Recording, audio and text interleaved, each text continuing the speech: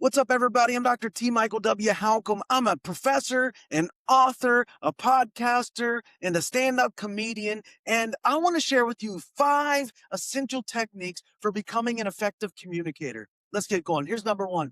Use humor. Use humor, and when it's self-deprecating and when it's done well, it can immediately cause others to lower their defenses, whether it's in a classroom or a boardroom or a living room or a bedroom or a courtroom. The right kind of humor at the right time can create an instant connection. And I'll tell you what, people are much more willing to listen after you've had them laughing.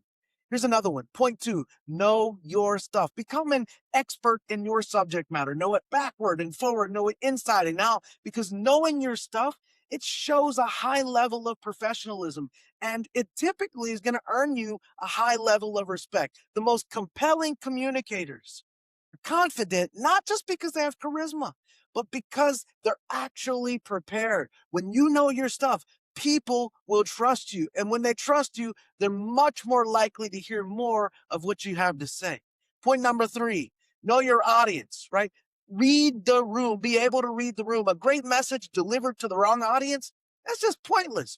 Or a great message given in the wrong tone, hey, that's going to fall flat. You got to pay attention to who's in front of you. You got to feel the energy and you got to adjust accordingly. And this is true whether you're talking to 2 people or 2,000 people. This is true whether you're preaching a sermon or giving a lecture or doing stand-up comedy or engaging in any type of discourse. It's simply a requirement that you know who you're talking to and listening to and why. Point number 4, say less.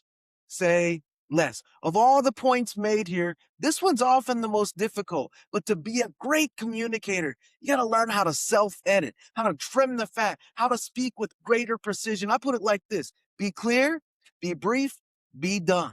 The more you talk, the more room there is for more confusion. This means that fewer words typically have a stronger impact. And point number 5, listen more.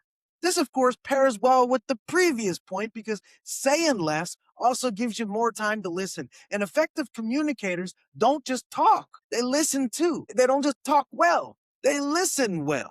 And if you're not tuned in to what others are saying or not saying, it'll be almost impossible to foster a genuine, authentic connection and have a successful and meaningful exchange. Here's a final thought.